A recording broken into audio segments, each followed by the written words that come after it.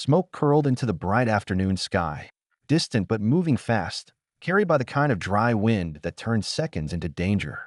The fire truck roared down the narrow neighborhood street, every house a blur of white fences and trimmed hedges.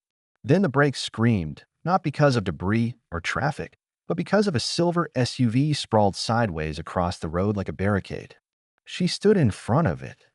55, short white hair catching the sun, a floral robe hanging loose over her shoulders. HOA Karen, arms folded tight, feet planted in the asphalt as if the whole block belonged to her.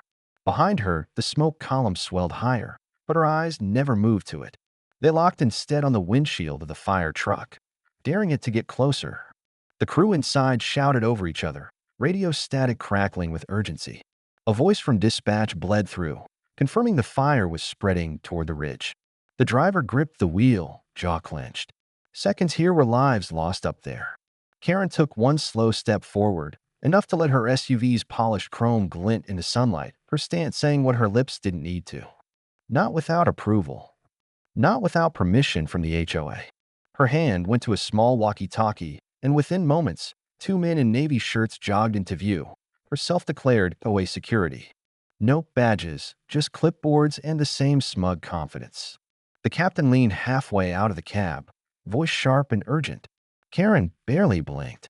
Her lips moved in a short reply, unheard under the siren wail, but the shake of her head was clear. The truck wasn't getting through. A firefighter slammed his palm against the dashboard. Behind Karen, the street stretched toward rows of calm, oblivious houses. Above them, a faint orange shimmer licked the edges of the ridge. The heat was traveling faster than they could. One of the crew climbed down, boots hitting the pavement with a heavy thud. He gestured to the hydrant a few yards ahead, then to the fire truck's hoses, hoping reason might break the standoff. Karen stood her ground. She began writing something in a notepad, eyes flicking from the truck to her page as if cataloging a trespass. Inside the cab, the youngest firefighter's gaze stayed fixed on the horizon. His breath hitched. The smoke was darker now, thicker, a wall moving down toward the homes. He glanced at the clock on the dash, the seconds beating against his chest like a drum.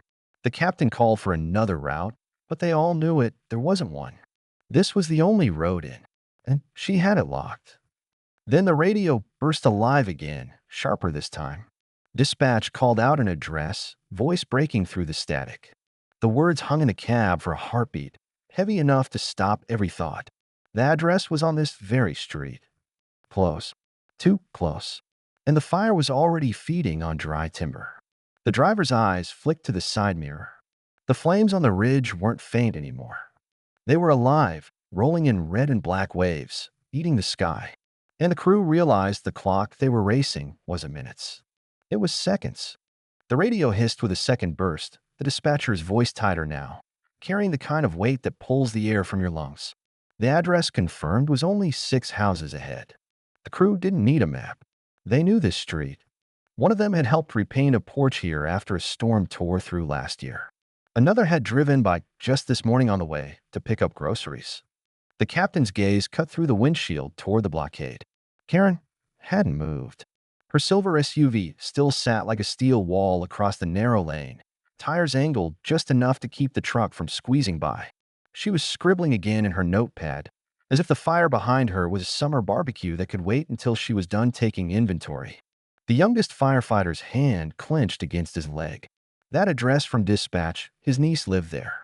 He could picture her backyard swing set and the bright chalk drawings she left on the driveway. He could also picture the ridge, the wind, the embers. They'd be there in minutes. The captain raised his voice, telling Karen what was coming. She didn't answer.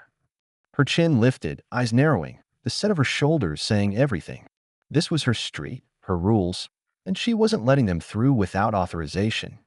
One of the HOA security men stepped forward, clipboard pressed against his chest like it was armor.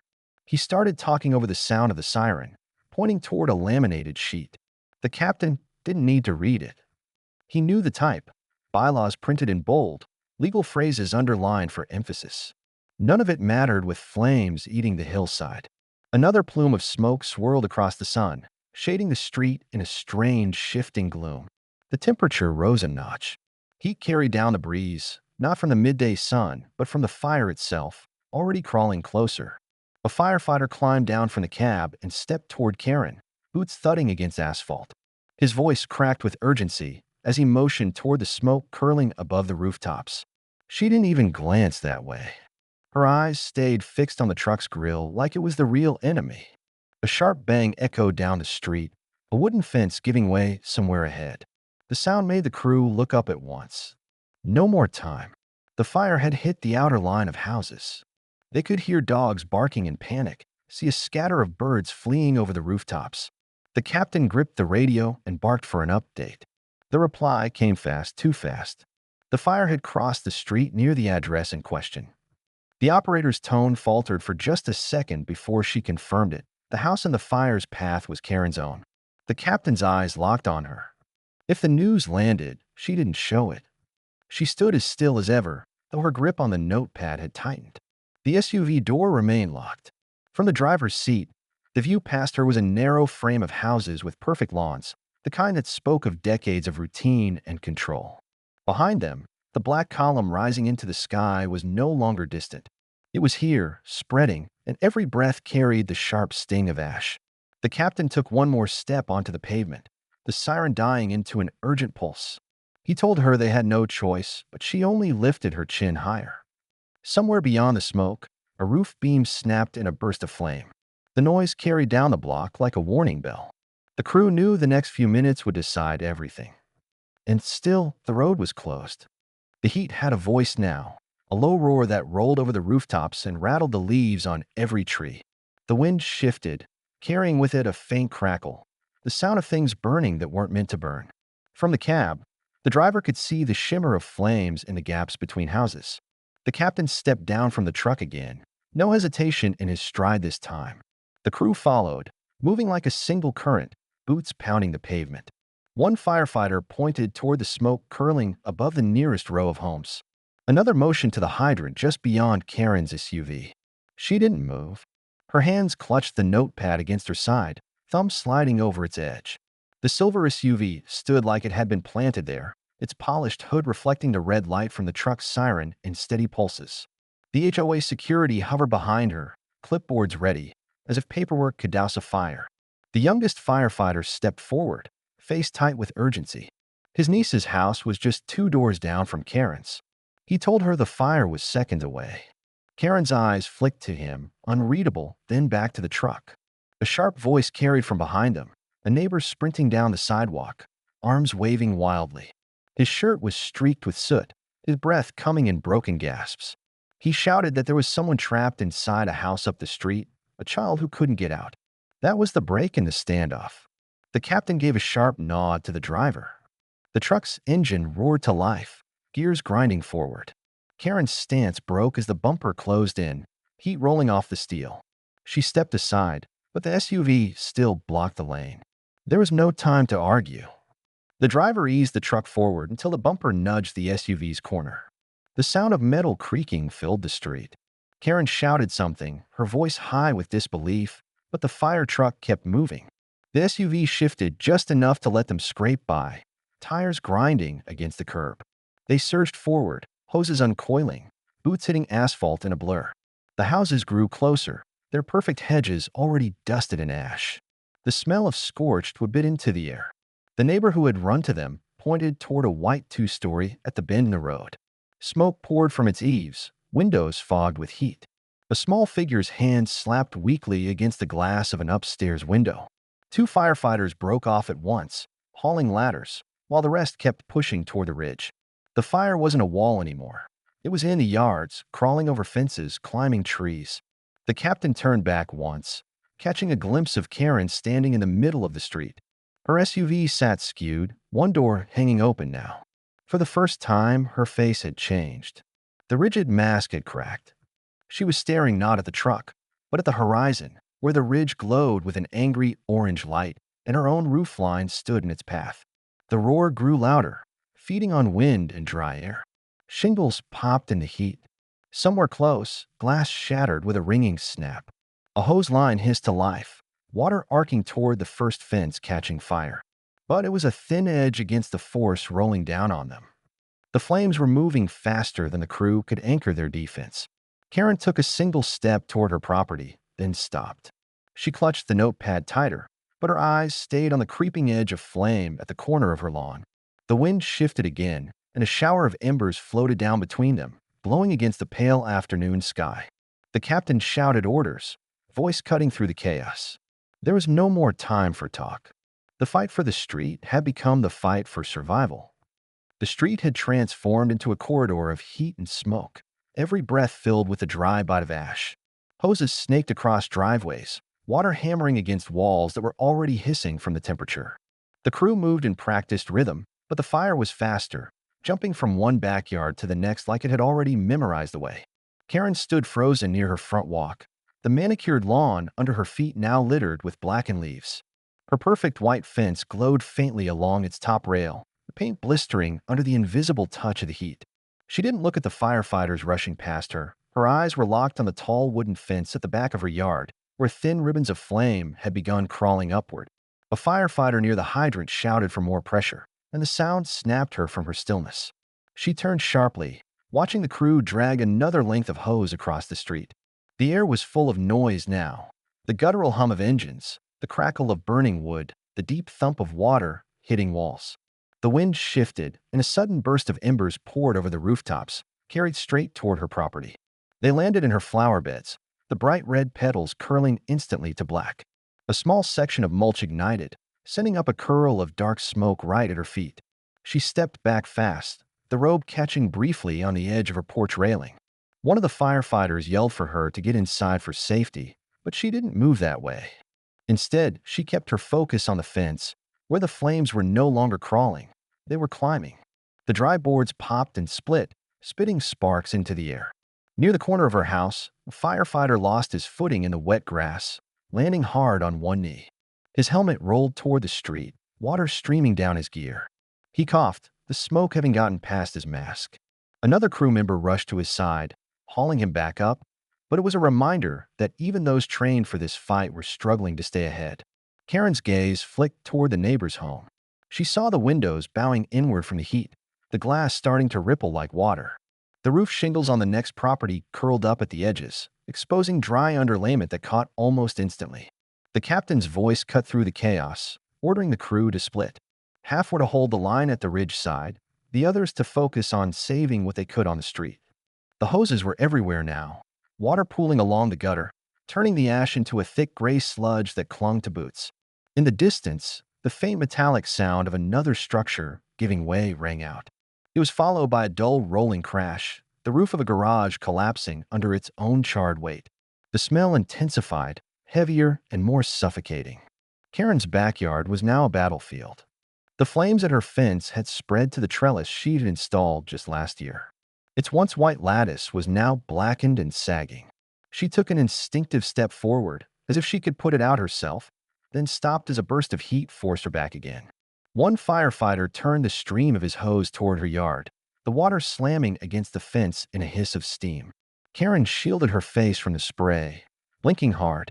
The force pushed the flames down, but the smoke rose thicker, swirling over the property in a choking cloud. She looked past the fence, and her eyes widened. The ridgeline behind her house was gone, replaced by a wall of fire that rolled forward with a sound like tearing metal. She could see the shapes of trees being swallowed whole, their silhouettes vanishing into a mass of orange and black. Somewhere nearby, another hose line roared to life, the combined streams forming a fragile barrier against the advancing heat. The fight was still on, but the fire wasn't slowing. Every second felt like it could be the last before the street gave in completely. The air had turned a strange, heavy shade of gold as smoke thickened overhead, dimming the daylight into an unnatural twilight. Ash drifted through the street like slow, gray snow, collecting on rooftops, cars, and the soaked gear of the firefighters. Every sound was muffled except the constant hiss of water against fire and the groaning of structures pushed past their limits. Karen stood at the edge of her driveway, gripping the railing so tightly her knuckles were pale. Across the street, the main water line fed into 3 separate hoses, all working at full force, but the fire still pressed forward. Heat shimmered above the asphalt, bending the air like ripples in water. A sudden crash drew her eyes. A large tree at the end of the block had given way, its blackened trunk snapping with a sharp crack before falling across part of the road. The flames leapt greedily onto the fallen branches, racing along them toward a parked car. A firefighter rushed in with a hose, dousing the area before the heat could trigger the fuel tank. Steam rolled upward in thick clouds, wrapping the street in an even denser haze. Karen's mind replayed every argument she had ever had about safety measures, every meeting where she had insisted on strict compliance with HOA landscaping rules. None of it mattered now. The fire wasn't checking fence heights or lawn conditions. It consumed whatever it touched, without hesitation or pause. Her gaze drifted toward the backyard again. The trellis was gone, reduced to blackened stubs that crumbled into the soil.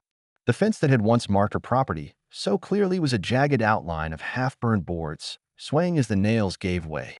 Beyond it, she could see the wall of flames on the ridge surging closer, rolling downhill with terrifying speed. A firefighter ran past her toward the neighbor's yard, his voice barely audible over the chaos as he shouted for more pressure. Another followed with an axe, breaking through a section of the fence to create a path for the hose line. Karen stepped back automatically, watching them move with precision, each motion a practiced attempt to buy a few more seconds. The wind shifted again, and this time it carried more than just embers. A swirling cloud of sparks whipped around the corner of the street, scattering across driveways and rooftops. Several small fires erupted instantly, the dry patches of vegetation igniting with no hesitation. The crew split again, half staying to hold a line at the rear, the others moving fast to stamp out the new outbreaks. Karen's chest tightened. She could taste the acrid smoke in every breath, feel the heat pressing against her even when the flames weren't yet touching her property. Her eyes watered, but she didn't move inside. Something kept her there, maybe disbelief, maybe stubbornness, maybe the hope that standing her ground would somehow keep the fire from crossing it. A loud metallic screech made her flinch. Across the street, a garage door buckled inward from the heat, twisting in its frame before collapsing completely. The fire pounced on the opening like a living thing, rushing inside and filling the space with orange light. Karen turned her head and saw another firefighter drop to one knee, coughing hard, his partner pulling him back to safety while signaling for a medic. Even those trained for this battle were being pushed to their limits. She glanced at her house, the white siding now streaked with soot, the windows reflecting the red glow of the ridge fire. Somewhere deep in the walls, a faint cracking sound began, withdrawing, splitting, and weakening under the relentless heat. The captain's voice boomed again, ordering all non-essential personnel to retreat farther down the block. Karen hesitated, her hand gripping the railing even tighter. The thought of walking away from everything, even for her own safety, felt impossible. But the fire didn't care about her hesitation. It was coming, and it was almost here. The order to evacuate grew sharper, carried by the urgency in the firefighters' voices. Karen's breath quickened as the flames at the ridge spilled over into the lower slope, tumbling down in waves of heat and embers. The distant roar that had been a low backdrop for the last hour was now a deafening rush, like a freight train closing in. She could feel the temperature spike, a hot wall pressing against her face even from across the yard. One firefighter stepped toward her, his gear covered in soot, face mask dangling at his side. "Ma'am, you need to go now," he said, his tone steady but edged with a command that left no room for argument. She looked past him, toward the open front door of her house, her thoughts tangled between the instinct to grab something, anything, and the realization that there was no time. The sound of breaking glass cut through the air. It came from somewhere inside the house, sharp and quick. Her head snapped toward it, just as a glowing fragment of ember rolled across the porch and fizzled out. She knew then that the fire was closer than she had dared to admit. In the distance, she caught sight of the main character standing at the edge of the street, hands in his pockets, his expression unreadable in the dim orange light. The same figure she had often confronted over trivial matters, now silent, simply watching. It was strange. The sight didn't bring the usual spark of irritation. Instead, it grounded her, made her realize that this moment was bigger than every squabble combined. The firefighter repeated himself, more firmly this time, and she finally nodded. Her feet felt heavier than stone as she descended the steps, her eyes locking onto the familiar lines of the house one last time. Down the block, hoses writhed under the pressure of water. Crews moved with mechanical efficiency, yet even they looked smaller against the sheer scale of the flames now advancing through the tree line. Each gust of wind sent a shower of sparks across rooftops, some flaring instantly into small fires before being extinguished. The scene was a constant cycle of threat and response, threat and response. Karen's shoes crunched over broken debris as she walked toward the temporary safety zone. She passed a hydrant spraying a fine mist from a loosened coupling, cooling the air in a tiny pocket. The contrast to the surrounding heat was startling, almost enough to make her pause, but the steady pull forward kept her moving. A sudden cheer rose from one corner of the block.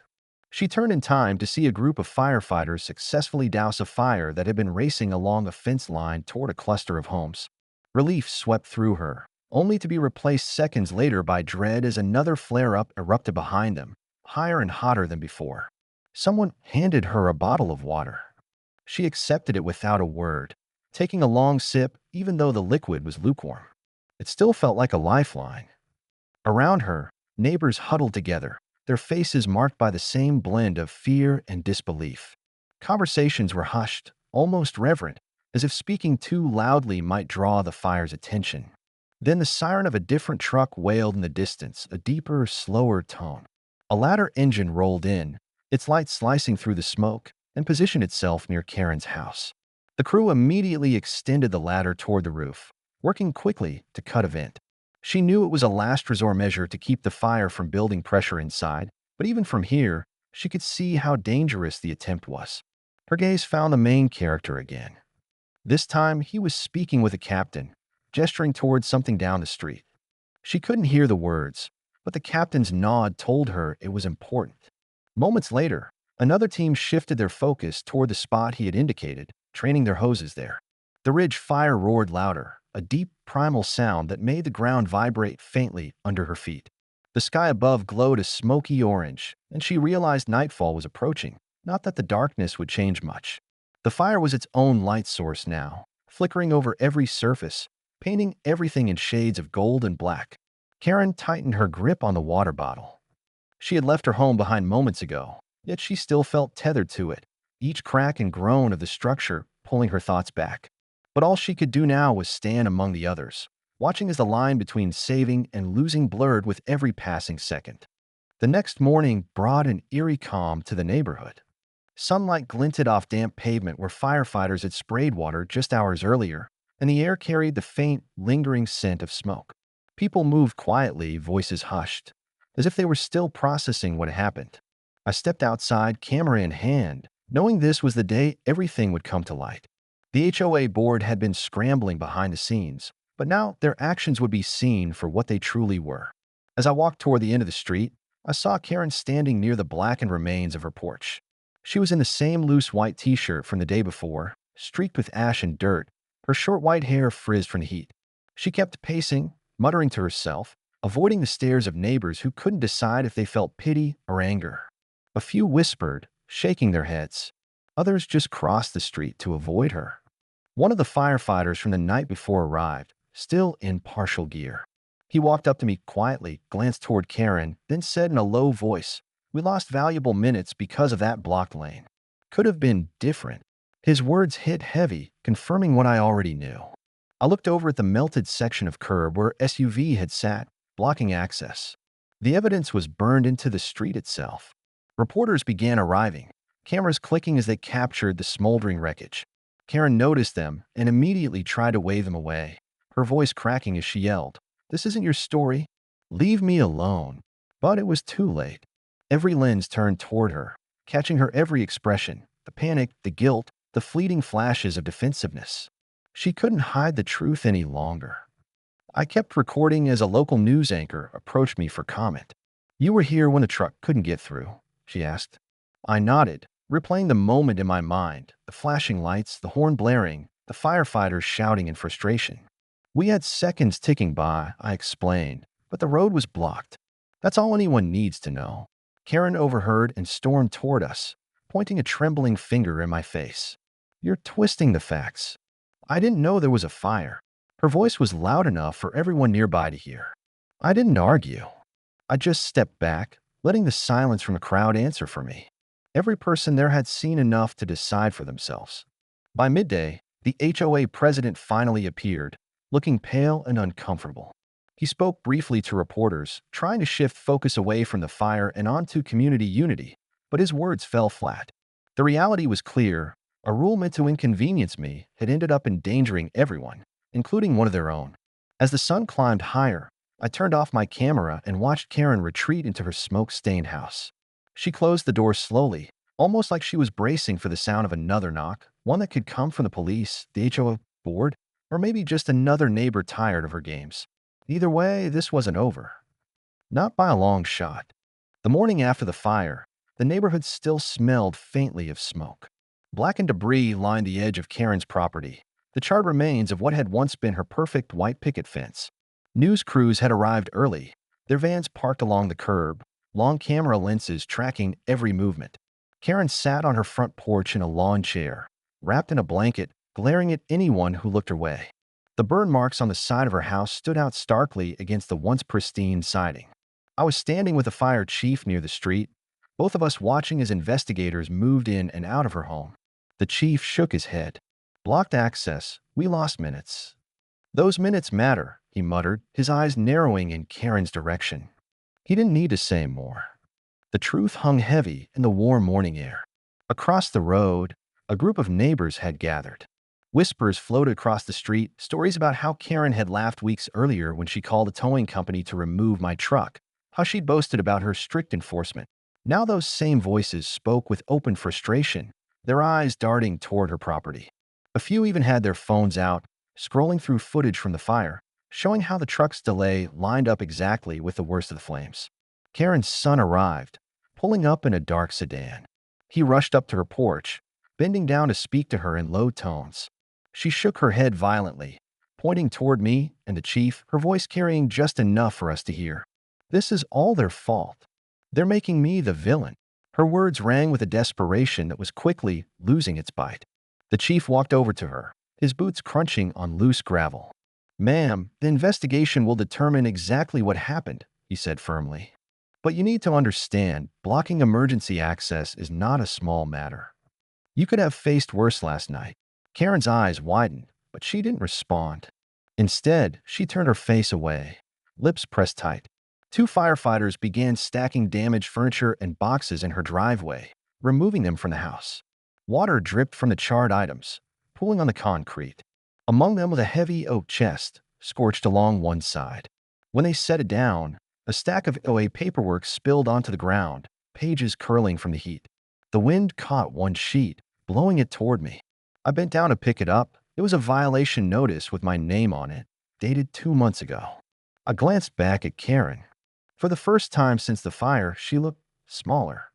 Her shoulders hunched, her eyes tired. But there was no apology, no recognition of the chain of events she'd set in motion. Just silence and the slow hum of the news cameras still recording. One of the reporters approached me, microphone in hand. "Do you think this could have been avoided?" she asked. I took a breath, looking past her toward the burned siding of Karen's home. "It could have been avoided if rules were enforced with reason, not ego," I said. "When you treat safety as an inconvenience, you gamble with lives." The reporter nodded, scribbling quickly before moving toward the chief.